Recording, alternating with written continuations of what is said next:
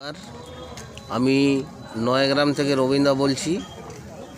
আজকে পুলটিকিরি চেকার বাঁধে টিকিটে মাছ ধরা হয়েছিল, তো আমরা 15 নম্বর সিটে বসেছিলাম।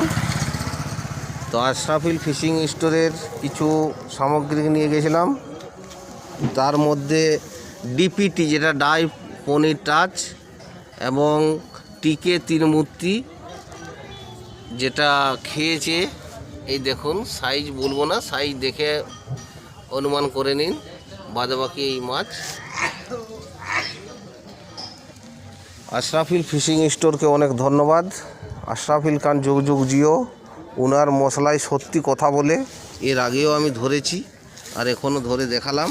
এই আমার সঙ্গে পার্টনার ছিল আমাদের কার্তিকবাবু, আর আমি রবীন্দ্র।